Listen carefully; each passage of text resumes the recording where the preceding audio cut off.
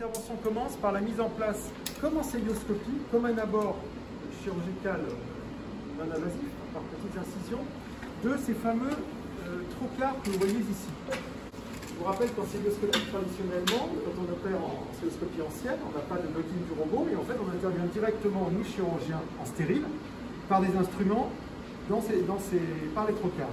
Là, le robot va travailler à votre place. Alors, qu'est-ce que ça va créer comme grande différence? Ça va créer deux grandes différences. La première, c'est que vous le verrez sur la console du robot, on a une vision en 3 dimensions. La célioscopie, c'est 2 dimensions. En habitude, il n'y en a aucune profondeur.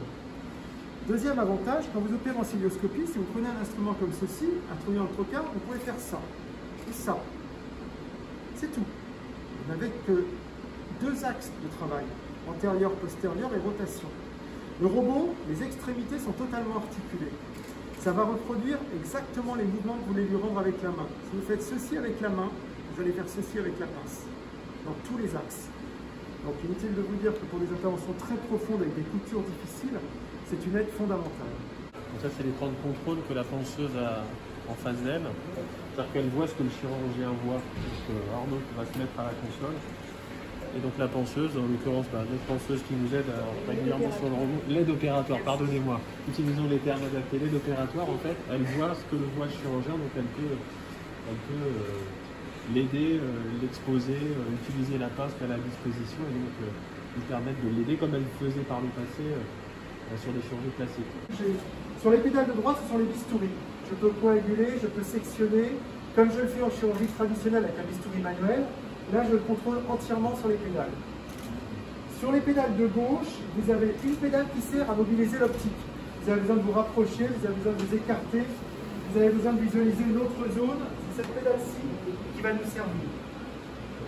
Vous avez une pédale qui vous permet, lorsque vous avez besoin de changer l'ergonomie de vos instruments, de vous rapprocher, de vous écarter, de faire en sorte que vous appuyez dessus, que les instruments ne bougent pas.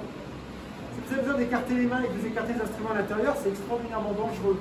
Donc vous avez besoin, quand vous bougez les mains, que les instruments ne bougent pas, vous appuyez sur cette pédale, ça les bloque et vous pouvez reprendre une position plus agréable pour opérer. Les 2 grandes interventions en urologie actuellement, c'est les ablations totales de la prostate pour cancer et c'est la chirurgie partielle du rein.